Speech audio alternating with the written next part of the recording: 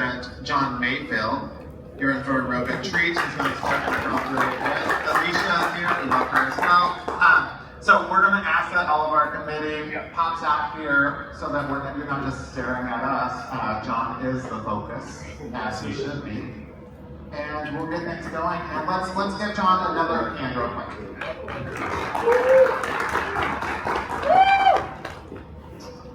Thank you, Dan. It was April 7th, 2007 when my life was turned upside down. Now, there's something very interesting about this slide.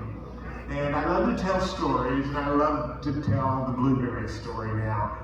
For years, I would go speak, and they would introduce me, and I would get up on stage, and I would say, thank you very much, it's an honor to be here, and all of that kind of standard stuff. And I was at a National Speakers Association meeting over at Kirkwood, Missouri, and we had a storyteller there, Kelly Swanson, and some of you may have seen Kelly speak down at Cape Girardeau if you went to the leadership summit that I had down there. And Kelly came out and started telling this story. And we were just mesmerized. And I told Kelly, I said, Kelly, I talk about technology. It's really hard for me to tell a story. And I remember her telling me at break, she looked at me and she said, John, you have to tell a story. You always have to open with a story and close with a story. So I had this big presentation for NAR in San Diego. There must have been 700 people in the audience. And I came out and I said, it was April 7th, 2007, when my life was turned upside down. Right after he introduced me, nothing else said. And I knew at that moment I had them in the palm of my hand. So I told a little bit of my story, as I normally do, finished the presentation, finished the story, and everybody stood up and applauded. I was like, holy cow, that's pretty crazy. I've never had that happen before. Well, there's something interesting about this slide. So I started telling the story, and I'm on this website where I paid for graphics, and I typed in the word quit, because I wanted a graphic for quitting. And this graphic popped up, and I thought, that'd be perfect. I put it in my presentation. I go out to speak the next time, and I said, it was April 7th, 2007, when my life was turned upside down. And I looked at the graphic, and I thought, oh my gosh, that says 7 on the date. Now, I did no doctoring on that picture I purchased, but it really was that date. Now, I'll walk you down memory lane. So here's our picture on Blueberry Farm. There's my lovely wife, and actually Annie, that's you behind. I see that. my daughter's over here. That's my daughter behind there. There I am. We had to, blueberries, you gotta have honey. So there I am in my bee suit, and I had a tractor. We built our dream home, and I mean, literally, we're living the dream. I mean, we were. And then on April 7th, 2007, we had this late spring freeze and lost our entire crop. Now, if you think that was bad, it goes from bad to worse, okay? Because I got my real estate license in 1978 at the age of 18. So I had sold my office in 2006. So there's this perfect storm coming into John Mayfield's life. I had taken a job at a bank as to be a vice president, and the bank was on this thing called the watch list, and the feds came in and said, you're not putting a bank in Farmington, and so now you can fill in the blanks. I have no blueberry and blackberry crop. I've signed a non-compete clause for the only thing I've ever done since I was 18, and if that wasn't enough, I'm now unemployed. And literally, I joke about this when I speak now, but my wife and I lost everything. We sold everything. And, I remember one Sunday night, some people were driving off with a trailer full of my stuff, and I remember crying. out there on the farm. It was a Sunday night, beautiful, beautiful view. And then I said, John Mayfield, it's just stuff. You know, I had a friend I went to school who was going for cancer treatments. There's a lot of stuff that goes on in our lives. You can replace stuff. So, thank you for letting me be here. It's always an honor to speak, and especially to share my story. And so I thought, when you asked me to give the blueberry story, that I would, because you know, we all have weeds in our life. And I had some stuff that was just choking everything out that I had. I had worries. You know, worries is a big deal. I still worry today. I battle with that. And I want us to talk about the stuff that chokes us out of our life and worries. But more importantly, I want to share with you how you can have victory. Because I really believe that even though we have weeds and stuff that choke us out, choke the fun out of our life, or we have worries, if we follow the right plan, and what I followed, you can have success. So, where do we start, okay? It's probably the big question is, okay, John, what did you do and where did you start? I want you to know I never had success off my radar screen. As broke as I was, and you know, the things going through my life, I knew I still could be successful.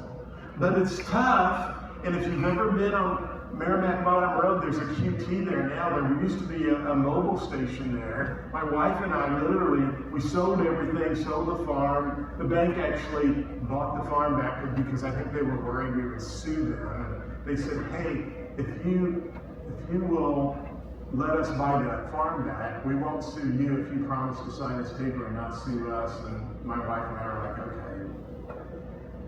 So we sold the farm back to the bank, and we moved to a 2-bedroom apartment in LA, Lower Arnold, Missouri. Actually, I think it's actually Upper Arnold, because if you go to Merrimack Bottom Road, which is just north of, my mother said never let the truth interfere with a good story. So, there's a quick trip there now, QT, a quick trip, and there used to be a mobile station there. I remember one time I pulled in and needed to get gas, and I was like, put my thing in, and my car got declined, and I was like, the worst part was the lady goes, pump 5, your card was declined. Like, there's all these people, it's like, yeah, that's me. But you know what? I never had success. I still knew I could get there. And I knew it would be a challenge, and I knew if I did the same things over and over and expected different results, like, it was going to be bad. I had to do something different. I had to change. So, I knew I had to have goals was one big thing that I had to have. The real key thing in my life was driving back and forth, because I started working for a friend of mine in St. Louis because I couldn't practice real estate in Farmington, so I'm driving back and forth. And I remember I started listening to some audiobooks, and I bought this book from Claude M. Bristol, and the book is called TNT, It Rocks the Earth. Now, by the way, I have this entire presentation, the PowerPoint, and some other stuff for you, and it is, and I don't know if I can go there here, but I'll take you back to that QR code at the end, but and I may take you back there in just a minute because you can follow along on your mobile phone if you'd like to. But I like this book because it was 48 minutes, and I love a short book, and I thought, well, it sounds good, and I probably listened to it 20 times. It's a great book. And so, you know how when you're listening to an audio book, they give you a suggestion. You listen to this book, you might like this one. And this book popped up in my feed from Joseph Murphy called How to Attract Money. Really corny title, but let me tell you what, when you're in my shoes at that time in my life, I thought, I'm all in. How do I attract money? Show me today. And I want to tell you what, this guy here really led me on a trip to discover things I was never taught. Now, I was raised in church. I love the Lord. I have probably a closer relationship to God than I've ever had in my life. But I started discovering things in some of these books, which some people might call New Thought, but they talk about Scripture. And I was grounded enough to know that, wow, even Jesus was saying a lot of this stuff. And I never really knew it. So I read this book, and then it led me to another book. She has a book called Your Word is Your Wand. And it's so powerful, the words we speak. And then Catherine Ponder. I don't know how many times I've listened to Catherine Ponder. She's still alive, and I love to talk to her sometime because she has motivated me so much. But how to live a prosperous life. And let me tell you what, these books are back in the 30s and the 40s, but I want you to know they've had such an impact of getting me out of where I was at, because I had a lot of weeds in my life. This gentleman here is from St. Louis, buried in St. Louis, and was a member of the Missouri Athletic Club. He wrote this book, which inspired a lady to write the book, The Secret, if you've heard of that. Some people don't like The Secret, and I get that. But again, I want you to know where my faith is grounded. And so I think that's very important. But this specific book I'm listening to again for probably the 5th or 6th time. But take a look at this right here. And I'm sorry, I maybe moved my mouse. Let me get that off of here so you can see that. Let's go back this way. Okay. Whether you believe in this or not, your subconscious mind is like a garden. Whatever you plant, it will grow, be it flowers or weeds. Now, I gotta tell you what, when I walked into the bank when my wife and I wanted to buy a farm, and literally the bank loaned me the money with not even a down payment. I could get anything I wanted. I have 20-something rental properties. And I'm not saying any of that to brag, but I want to tell you, since that time, like hardly anybody will touch me in Farmington. And so I had to figure out, everybody thinks I'm a loser, but I'm not a loser. I'm going to be successful. How do I do that? We have stuff going on in our mind, and sometimes in our subconscious mind can really harbor us. So I knew I had to make a decision every day when I got up which direction I was going to go. So what I want you to do now is I want you to ask me, what are some weeds that can cloud our day each and every day? I mean, every day we get up, we have a decision, but what are some weeds that throw you off track or that you deal with? What's that? Children, thank you. Very good. Grown children. Hey, and my lovely daughter is here now. She's just a sweetheart to me. But you think once they get grown, everything's going to be fine. And like, you worry more after they are grown than you did when they were little. So, children, thank you. Devorah, thank you. What else? What else are some weeds? Social media, yeah, thank you. And it's going to tie with one of the things that I have up there. Thank you for sharing that. But social media. Sometimes I read social media and I'm like, man, I have a pretty boring life. I feel like I post some stuff. But when you're 65 and you see all these people that are doing this and that, it starts to wear on you after a while. I recently spoke to the Miami Realtors, and the CEO came over and she goes, hey, I got to tell you this. I had one of our young people said, what's that guy going to teach me about technology? And she said, well, you just wait and watch it. He came up afterwards and says, oh my gosh, I learned more. And I'm not bragging, but he came up here and said, I learned more from him in the last 30 minutes. And I had no idea. But see, I get on social media and I beat myself up sometimes. It's a weed, and we gotta yank it and get it out of our gutter. What else? or weeds? What was that? Managing time. Yes, thank you. Very good. Time. Hopefully you can see this back there. This is my Tony Robbins flip chart that I take it when I like to go out and do CE, but it's a giant flip chart, a king flip chart is what they call it. But managing time, thank you, can be a big weed. Anybody else? We'll take one or two more. Email, yes. I have this, that's like dandelions for me because I feel like I have to respond to everybody as soon as I get an email or a text. And my family's always saying, Dad, you don't have to get back with people that quick. But I feel like if I don't get back with them quickly, but see, that's a weed that's taking up some stuff. One more, and then I'm going to share one that I have. People, yeah, people. Great, thank you. People can. You know, part of this, I did a sales meeting back when I was several years ago, and I did a sales meeting, and it was called, Do You Have the Right Gas in Your Tank? Goals, your accountability, and the S was selective about the people you hang out with and the things you watch and read. I got a guy right now, I'll be real honest with you, very close person. Sometimes I just don't do anything with him anymore because he's so negative about everything. I don't need negativity in my life. I need people who are going to encourage me and motivate me. So people, very good. Well, here's one that I deal with a lot. Self-doubt. Social media, I just said.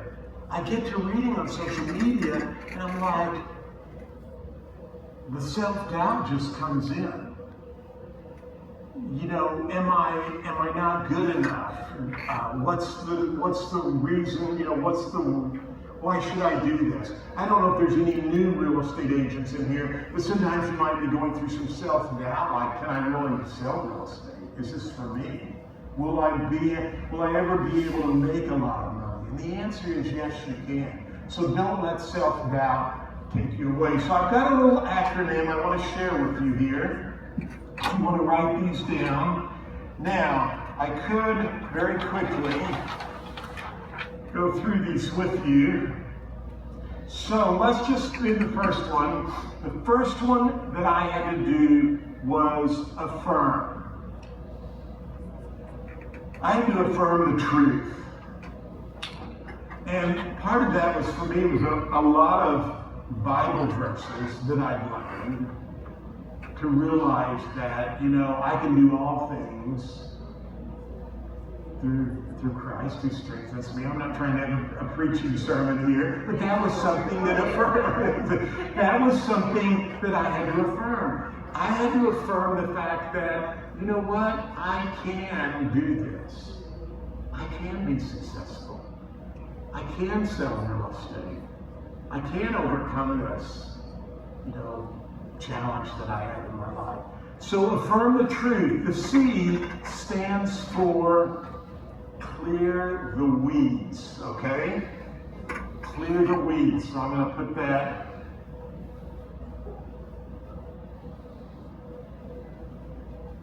Now, I just finished the most amazing book, and I would encourage you to get it if you haven't. I'm going to do a sales meeting for my sales meeting subscribers, but the book is called The Slight Edge.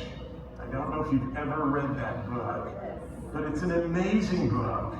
And really, the key is you just have to do something every day. Just a little bit. So when I say clear the weeds, how do you do that on social media? You say, I'm not going to look at social media until I get off work, or I'm just not going to do it for a while, and then eventually you do more and more and more till you get there. How do you do that with email?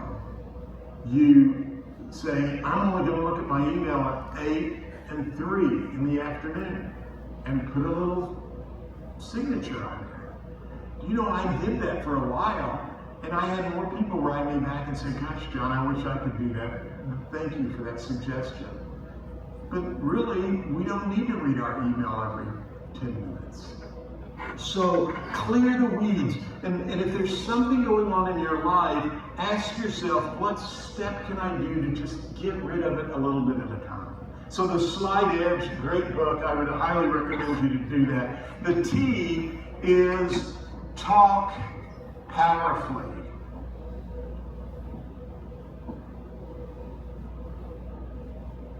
Or talk powerful words, you know. You gotta speak the truth.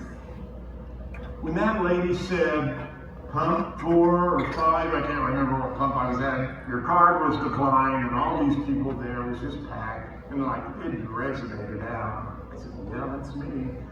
I could have got the car and been real discouraged. And I was for a while. I mean, it's okay to have a pity party for a little bit, but I had to keep moving forward, okay? The I, and so affirmations all fall into that. The I is to imagine success.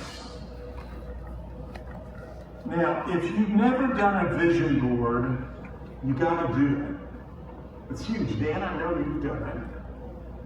My daughter, my oldest daughter, said, Dad, my husband and I put a vision board up the first of the year, and she said, you know, she put it where she could see it, and I need to do that. She said, almost everything on that vision board we've accomplished. Because, you know, there's something powerful about looking at it. I have a vision board. I have one on my notes app. And I sometimes put it on my watch, so when I look at it, I see the picture on my watch. You know, where there is no vision, the people perish. You have to have a vision. The O stands for own. Own it regardless of what happens. I was looking for something, this is, you know, trivial, but I was looking for something. We just moved. I've gone through every box. I can't find it. And every time I just gave gratitude that I was going to be able to find it. And the last box I looked in at the building yesterday, it wasn't there. And you know what I said? Well, thank you, Father. I know it's going to show up. I go back home. I go in the garage. There's a little black box. You know those little tips? There was one day, I had all my camera equipment there, and I was like, I don't know if I could have put that in there. I looked in there, and there it was. But you know what? Rather than get discouraged and mad, just own it and be thankful for the situation. Things could always be worse. And then the last one is nourish. And when I say nourish, what I mean by that is you got to get into the Word. You have to listen to books. You have to re-educate yourself. The guy in the Slight Edge says, if you just spend a little bit of time reading a book every day. I listen to audiobooks constantly or podcasts. I found myself a little bit ago listening to the news again. I'm like, I gotta turn that off, it's awful. And so action is a great acronym. Now, you gotta pull the weeds from your garden, okay? That's the first step. But another interesting thing I did was I wrote a letter to myself at the first of the year of all the things I wanted to accomplish by the end of the year. And I sealed it up. I put it in my drawer. That was powerful because a lot of those things did come through. So worry is the next part. We talked about the weeds. Let's talk about the worry. How do you get rid of worry? First of all, is there anybody here who doesn't worry? Or am I the only one? Worry's a big deal. You know, what you're doing when you're worrying, I thought this was interesting. Catherine Ponder says, worrying is like praying for something you don't want.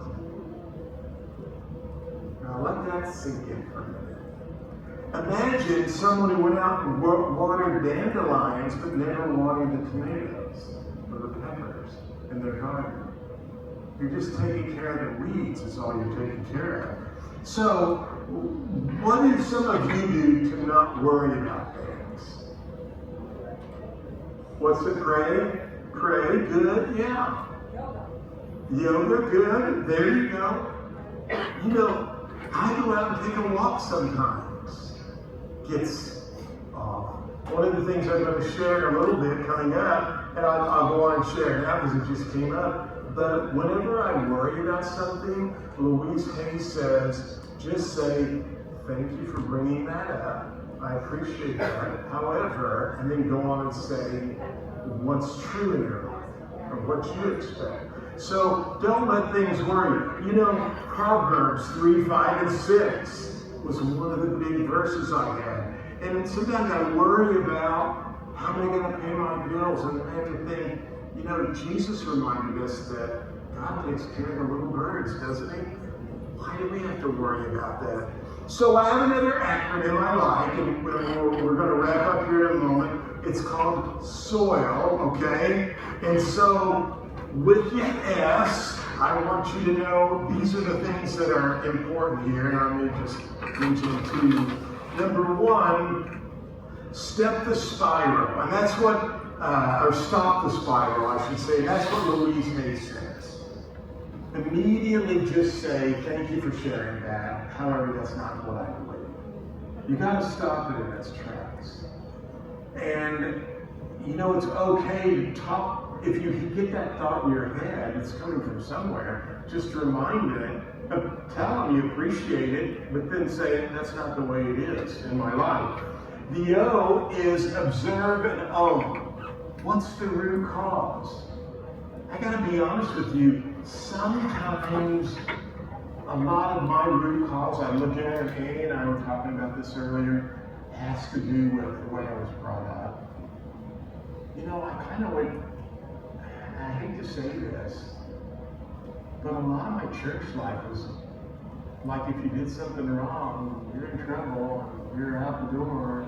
I'm not saying that lets you do whatever you want to do, but there became this fear. There became this thing that it really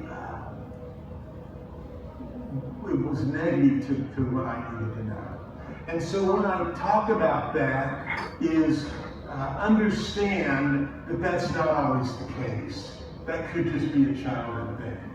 You know, I think a lot of my self-doubt is, and I thought about this as I was thinking about the presentation, when they would choose sides, they would always have, you know, I'd always get chose toward the end. I felt like I was a pretty good athlete. I was like, you know, get so-and-so. And when I got to choose sides, I always wanted to choose the people who never got chosen first. That's just who I am. Annie can tell you, her little softball team I coached, every kid wanted to be the catcher. I let him catch. I knew, like, this is going to be a bad game for us. But I wanted those kids to have fun. The other coaches were all about winning. We took first place that year because the other team's kids wouldn't show up to play because they didn't get to play. And we always had enough kids to play because our kids knew Coach John was going to let them play wherever they wanted to play. And we just had a good time. So sometimes there's childhood stuff, don't let that bother you. The I, again, is imagine the opposite. And then the L is lock on the positive. So, you know, this week, there's been a lot of times things have come up in my mind for worry. That's what we're talking about. And I immediately say, thank you for sharing that with me. However, this is what I plan to do and what I'm going to do. And I believe that. And then I immediately say, thank you, God, for allowing that template to happen in my life. See, I'm stopping it, acknowledging it, stopping it. I'm reversing it and saying, this is what I imagine in my life. And I'm being grateful for it in advance, even though it hasn't happened. Folks, that's what I had to do when I lost everything. That was everything I had to do. And it changed my life. It turned things around for me. Now, let's go back to the blueberry farm as we wrap up here. So I'm living the dream. April 7th, 2007 happens, and we lose our crop. Lost everything. So I'm speaking at an NAR conference, packed room. It's 2008 or 9. I think it was 2008, and I'm talking about technology brokers. They're looking at me like I lost my mind. True story. And I'm thinking, there goes my self-doubt. Oh, John, they hate you. This is awful. And I'm starting to perspire like I'm having the hot sauce at the Chinese restaurant that I love to eat, where my head gets real sweaty. And I'm looking at these people, I'm sweating, and I'm like, my mind's saying, John, don't you've got to stay encouraged, you've got to stay motivated, don't give up. And so I finally finished the presentation. And these 3 guys who were over on the side, dressed in really nice suits, came up, and the one gentleman said, and you probably heard me tell this story before, I want you to come to France and speak. And I said, great, can I bring my wife? I was just joking, and he said, yes, just bring your wife. And my wife and I left.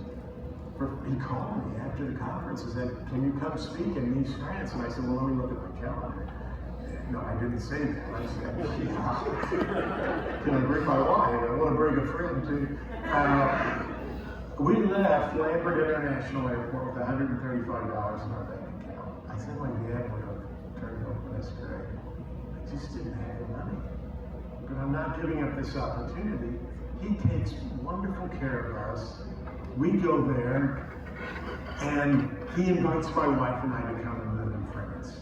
That's a picture back when we were there years ago, because you can see I probably don't have as curly hair there. And that's on the promenade in Nice, France. And I just share a couple of these. We had coffee at the cafes, and Nice is kind of close to Italy, so we had wonderful pizza.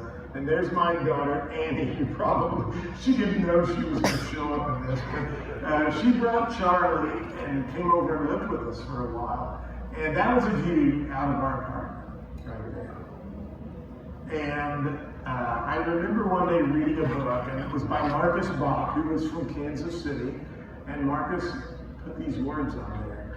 And I remember, sometimes we just get so wrapped up in life trying to reach our goals that, what's going on today is probably more important that we should focus on than anything else. And it really gave me perspective. But there's no place like home, right? That's not the home we left. That's the home we sold. Now, my wife and I really didn't want to sell it, but we did. And then when we were back in Farmington, we would drive by this house and say, that was the stupidest thing we ever did. Why did we sell that house? And if you look to the left of that house, I'm showing a house behind there one day. And I was out in the yard with the buyers, and I look over and I see my old home. And that little weed popped in my head. Well, you'll never be able to own a home like that again. Literally, I heard that. And I said, well, the buyers are there. I didn't say it verbally. I just said, thank you for sharing that. However, I really own a home like that again. So I just hit the road, okay? So what's interesting is, before I ran for Missouri Realtors Treasury Life, before I gave my big speech in January, it was in January, in December I told my wife, I said, I can't get up there and give this speech when I still owe the IRS $60,000, because we sold all 20 plus rental houses just to stay afloat. And I knew that was just a temporary fix. It wasn't getting rid of the problem. And I told my wife, I said, I can't stand up there and ask them to vote for me when I have a tax lien for $60,000. She said,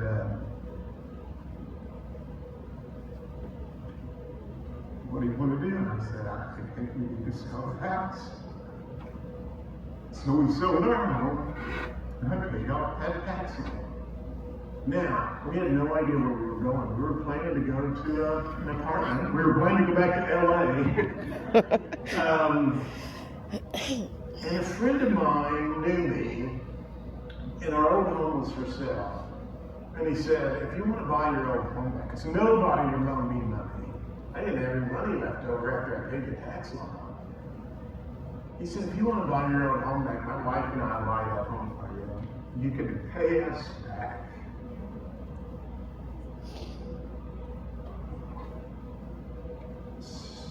So we moved back in our own home. Sorry.